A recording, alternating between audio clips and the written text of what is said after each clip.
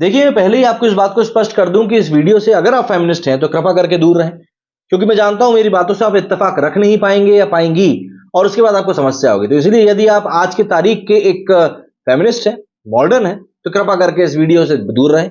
अगर आप बुद्धिजीवी हैं तो भी आप इस वीडियो से दूर रह सकते हैं, और अगर आपने अभी तक एनिमल मूवी नहीं देखी है और आप नहीं चाहते हैं कि आपको उसके स्पॉयलर्स पता चले, तो भी आप इस वीडियो से दूर रहें, क्योंकि आज जो बातें हम लोग करने वाले हैं इसके बाद में कहीं ना कहीं कुछ ना कुछ चीजें तो इधर से मुंह से निकल ही जाएंगी। दरअसल एनिमल मूवी को लेकर इस समय काफी सारे सवालात खड़े हो रहे हैं। संदीप रेड्डी वांगा के ऊपर काफी सारे सवाल दागे जा रहे हैं कि आखिर ये किस प्रकार की मूवी उन्होंने पब्लिक के सामने बनाकर परोस दी। इस मूवी में इतना ज्यादा वायलेंस है कि पब्लिक इसको पचा नहीं पा रही है। लोगों को लग रहा है कि इसमें महिलाओं को गलत तरीके से दिखाया गया है, और इस तरीके से दिखाया जाना सीधे तौर पर एक तरह से मिसोजिनी का ही एक तरीका है और कुछ भी नहीं। लेकिन क्या वाकई में ऐसा है? क्या वाकई में इतनी घटिया है मूवी? हाँ, कुछ जगहों पर जरूर ऐसा लगता है कि ऐसा हो सकता है, लेकिन हाँ, उसके बावजूद भी मुझे ऐसा नहीं लगता। जैसे एक वर्ग का कहना है कि इस मूवी में मुसलमानों को गलत तरीके से दिखाया गया है। भाई, अगर किसी के समाज में 2 से 3 बीवियां, 4 बीवियां रखी जाती हैं, तो उस चीज को मूवी में दिखाना कैसे गलत हो सकता है? ये आप मुझे बताइए। दरअसल महज 3 फिल्म पुराने संदीप रेड्डी वांगा, जिन्होंने अर्जुन रेड्डी, इसी मूवी की रीमेक कबीर सिंह और अब एनिमल बनाई है, वो नायक की मर्दानगी की इस समय एक नई परिभाषा लिख रहे हैं। जिन्होंने अर्जुन रेड्डी या कबीर सिंह और एनिमल देखी होगी, उन्हें इन फिल्मों के किरदारों से ना चाहते हुए भी कहीं ना कहीं तो प्यार हो ही जाएगा। ये किरदार भारतीय पारंपरिक समाज में कभी पसंद नहीं किए गए, पर कहानियों और किस्सों में ऐसे मर्दों को इतनी लोकप्रियता मिलती है कि उसे समझ में आता है कि हर आदमी के जहन में कहीं ना कहीं ऐसा नायक छुपा ही हुआ है। मुगल आजम का सलीम हो या देवदास का देवदास, ऐसे ही किरदार रहे जिन्हें भारत में खूब पसंद किया गया। वांगा का हीरो इन्हीं किरदारों का एक विस्तार वर्जन है और कुछ भी नहीं। वांगा की फिल्मों का नायक करीब करीब सनकी है। वो आम जनजीवन में परफेक्ट नहीं है, पर अपनी सनक में कुछ भी कर सकता है, लेकिन अपने ऊपर जान देता है। ये अपने किसी परिवार वाले के ऊपर आंच नहीं आने देगा, घर की किसी महिला के ऊपर कुछ और किसी की गंदी नजर नहीं डलने देगा। ये यूथ सेंटिमेंट है। बॉडी, स्वैग, स्टाइल, दारू, सिगरेट, टशन, उस पर मरने वाली खूबसूरत जहीन लड़की, काफी सारा पैसा, स्टाइलिश बाइक, सब कुछ। एनिमल का हीरो रणविजय सिंह बलवीर, मतलब कि रणबीर कपूर, तो रेंज रोवर और प्राइवेट जेट से चलता है। हम ऐसे लोगों से आम जीवन में नफरत करते हैं, पर पर्दे पर हम उनकी ही कहानी को देखते हैं। अर्जुन रेड्डी और कबीर सिंह के बाद वांगा की फिल्म एनिमल का सुपर डुपर हिट होना इसका सबसे बड़ा सबूत है। एनिमल इस कदर हिट हो रही है कि इसके आगे पठान और जवान भी कहीं ना कहीं फीके पड़ते जा रहे हैं। जाहिर है, ऐसी फिल्मों के साथ विवाद भी बड़े पैमाने पर होते हैं। फिल्म को लेकर जाने माने गीतकार स्वानंद किरकिरे और प्रख्यात लेखिका शोभा डे, सभी ने सवाल उठाए। फिल्म में बहुत सारे ऐसे सीन्स हैं जिन पर विवाद हो सकता है और होना कहीं कहीं पर फेमिनिस्ट को सही भी लगेगा, लेकिन कई ऐसे मुद्दों पर आलोचना हो रही है जो कि वाकई में बेतुके हैं। थोड़े से स्पॉयलर्स हैं, लेकिन बात समझाने के लिए स्पॉयलर्स आपको बताने जरूरी। फिल्म की शुरुआत में अमेरिका से कई साल बाद इंडिया वापस आए अपने दोस्त के घर पहुंचता है हमारा हीरो। दोस्त की बहन की सगाई हो रही है। दोस्त की बहन हीरो को भैया बुलाती है। एंगेजमेंट के बाद लड़की से मिलकर हीरो पूछता है कि तुम तो कहती थी कि तुम्हें अमेरिका जाना है, एमबीए करना है, क्या तुम लव मैरिज कर रही हो? इस पर लड़की जवाब देती है कि नहीं, पेरेंट्स ने 1 हफ्ते पहले ही मिलवाया था, तब से बातचीत हो रही है। अब शादी करके यूएस चली जाऊं, वहीं पढ़ाई लिखाई पूरी करूंगी। हीरो उसे कहानी सुनाता है इसके बाद कि इतिहास में महिला को अपना हमेशा वर चुनने की आजादी रही। वो किसके साथ रहेंगी ये उनकी मर्जी होती है।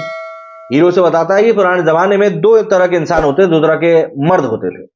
पहले अल्फा मेल और दूसरे वीक, मतलब कमजोर। महिलाएं अल्फा मेल को चुनती थी ताकि उनकी सुरक्षा हो सके, उनके बच्चे तंदुरुस्त हो सके। और बाद में कमजोर लोगों ने देखा कि ये तो सभी अच्छी स्त्रियां अल्फा मेल के पास चली जाती हैं, तो कमजोर लोगों ने पोइट्री का इजाद किया। महिलाओं को रिझाने के लिए कमजोर लोग कहने लगे कि मैं तुम्हारे लिए चांद तारे तोड़कर लाऊंगा, और वगैरह वगैरह। इस कहानी को सुनाने के बाद हीरो हीरोइन से पूछता है कि अगर तुम उस जमाने में होती तो तुम्हें चुनाव करना हो, तो तुम दोनों में से किसको चुनती? लड़की थोड़ा सोचती है, लेकिन बोलती है कि वो अल्फा मेल को ही चुनती। लड़की का ये स्वाभाविक चुनाव ही इस फिल्म की कामयाबी का कारण है। क्यों? क्यों लोगों को अल्फा मेल वाली एनिमल ज्यादा पसंद आ रही है बजाय किसी भी रोमांटिक फिल्म के? वैसे आजकल तो ना कोई रोमांटिक फिल्म बन रही है ढंग की, और ना ही कोई इसे देख रहा है। कुछ लोग शुरू के इस सीन को लेकर कह रहे हैं कि इसमें स्त्रियों को कमतर बता दिया गया है। अब ये कहानी एक शख्स अपनी पुरानी गर्लफ्रेंड को इंप्रेस करने के लिए सुना रहा है। इसमें एथिक्स की बात कहां से आ गई? इस तरह के प्रसंगों में भी अगर नैतिकता और अनैतिकता की बात होने लगी तो फिल्में बनाना बहुत ज्यादा मुश्किल हो जाएगा। और सबसे बड़ी बात तो यही है कि चांद तारे तोड़कर लाने वाली जो बातें लोग करते हैं, क्या वो वाकई में चांद तारे तोड़कर लाएंगे? आप मुझे खुद बता दो। वो लोग सिर्फ बातें करते हैं सामने वाले का मन मोहने के लिए, और कुछ भी नहीं। और जाहिर सी बात है, यहां पर महिलाओं को नीचा दिखाना कैसे हो गया? यही चीज तो बताई गई है ना कि इतिहास में महिलाएं इतनी आजाद होती थी कि वो अपने वर को चुन सकती थी कि उनको किसके साथ रहना है। इसमें महिला को कहां नीचे दिखाया गया भाई। खैर, दूसरा आरोप लगाया जा रहा है कि भैया महिलाओं की जो छवि है उसको खराब करने की पूरी पूरी कोशिश की जा रही है। दरअसल मशहूर गीतकार सोनंद किरकिरे ने एनिमल में महिलाओं की छवि खराब करने का आरोप लगाते हुए नाराजगी जताई। उन्होंने लिखा कि शांताराम की औरत, गुरुदत्त की साहब बीवी और गुलाम, ऋषिकेश मुखर्जी की अनुपमा, श्याम बेनेगल की अंकुर और भूमिका, केतन मेहता की मिर्च मसाला, सुधीर मिश्रा की मैं जिंदा हूं, गौरी शिंदे की इंग्लिश विंग्लिश, बहल की क्वीन, सुजीत सरकार की पीकू, हिंदुस्तानी सिनेमा की कई ऐसी फिल्में हैं जिन्होंने मुझे सिखाया कि एक स्त्री, उसके अधिकार, उसकी स्वायत्ता की इजाजत कैसे की जानी चाहिए। लेकिन एनिमल फिल्म देखने के बाद मुझे सच में आज की पीढ़ी की महिलाओं पर दया आ गई। वे लिखते हैं कि अब आपके लिए एक नया आदमी तैयार हो गया है, जो ज्यादा डरावना है, जो आपकी उतनी इज्जत नहीं करता और जो आपको अपने वश में करना चाहता है। तुम्हें दबाता है और खुद पर गर्व महसूस करता है। जब तुम आज की पीढ़ी की लड़कियां उस सिनेमा हॉल में बैठकर रश्मिका की सराहना कर रही थी, तो मैंने मन ही मन समानता के हर विचार को श्रद्धांजलि दी। मैं हताश, निराश और कमजोर होकर घर आया। किरकिरे साहब को समझना चाहिए कि एनिमल एक कमर्शियल मूवी है। उन्होंने जिन फिल्मों और फिल्मकारों की चर्चा करी है, उन फिल्मों की तुलना एनिमल से आखिर कैसे की जा सकती है। पिछले 50 साल की हिंदी फिल्में देख लीजिए, 90% फिल्मों में हीरो स्टार की तरह कोई हीरोइन का पीछा करता है। हीरो जिस तरह हीरोइन के पीछे जबरन पब्लिक प्लेस से लेकर घर परिवार तक पहुंचता रहता है, उस तरह की हरकत तो आज की फिल्मों में खलनायक भी नहीं करते।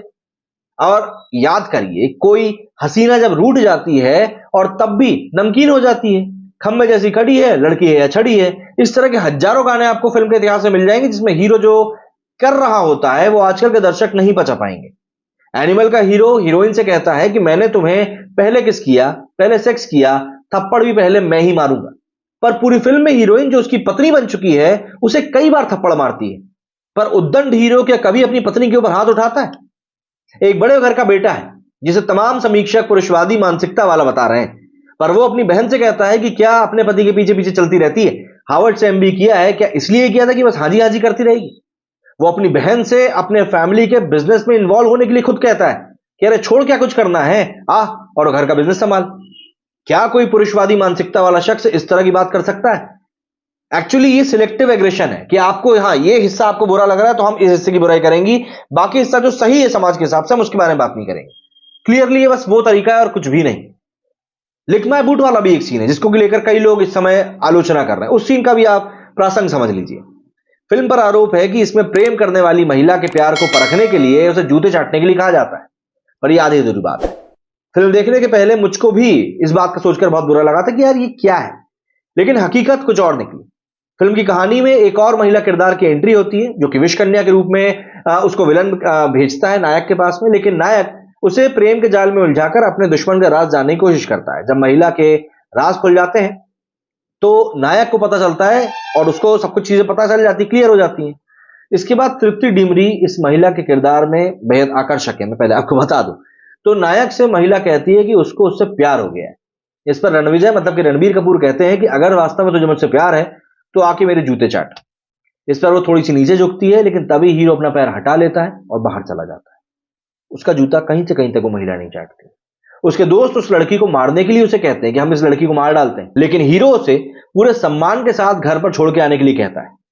दरअसल हीरो भी कहीं ना कहीं उससे प्यार करने लगता है और वो महिला उसकी और उसके परिवार को खत्म करने की योजना पर काम कर रही होती है। ऐसे में उस महिला के साथ अगर हीरो इस तरह की बात करता तो वो किस तरह से महिला विरोधी हो गया? जो लड़की उसको मारने आई है वो उस तरीके से उससे बात कर रहा है। असल जिंदगी में अगर औरत कोई आपको मारने आएगी तो आप तो हाथ उठाने से भी नहीं डरोगे। ये तो फिर भी एक मूवी थी। खैर, यहां पर विलन को लेकर कहा जा रहा है कि भैया विलन को, यहां पर विलन की जो छवि दिखाई गई है वो काफी बेतुकी है और वो इस्लाम विरोधी है। दरअसल कहानी में ऐसा दिखाया गया है कि पुराने समय में एक भाई दूसरे देश चला जाता है, वहां पर जाकर वो धर्म बदल लेता है। और फिर दिखाया गया है कि उस नायक के जो पोते होते हैं, जो अब बॉबी देओल वगैरह किरदार हैं, कि भैया वो लोग जो है वो दूसरे धर्म में जा चुके हैं और उन लोगों ने कई 2-2-3-3 शादियां करी हैं, आपस में एक दूसरे की बीवी से शादी कर रहे हैं, 8-8 9-9 बच्चे हैं। कई लोग बोल रहे हैं कि भैया यहाँ पर ये जो चीज है ये बहुत गलत दिखाई गई है, मतलब इस तरीके से आपको पोर्ट्रे नहीं करना चाहिए। लेकिन अब आप मुझे बताइए, जब किसी समाज में 2 से 3 शादियां, 4 शादियां होती हैं, वहां पर 8-8 9-9 बच्चे होते हैं, तो फिर इसमें आप गलत कैसे बोल सकते हो? इस चीज को नहीं बोल सकते। मतलब आप समझिए, जिस तरीके से यहां पर चीजें प्रेजेंट की जा रही हैं, एक एक खलनायक को आप दिखा रहे हो, आप एक सनकी आदमी को दिखा रहे हो। सनकी आदमी तो ऐसे ही होता है ना, जो अपनी तीसरी शादी में किसी का खून कर देता है और फिर किसी के साथ जबरदस्ती करता है। खलनायक तो ऐसा ही होता है।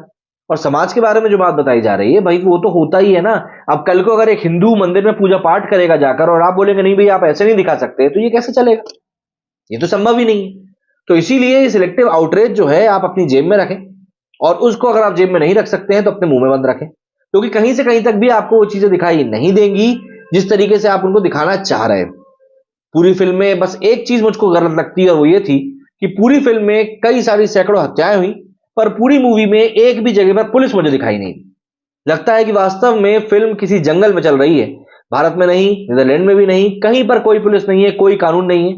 भारी भरकम हथियारों के साथ आप चार्टर प्लेन में बैठते हो अपने साथियों के साथ और किसी भी दूसरे देश में चले जाते हो और कोई आपको कहीं पर न रोकता है न टोकता है, कहीं भी खून खराबा कर देते हो। ये जो चीज है बस ये थोड़ी सी मुझे ओवर लगी।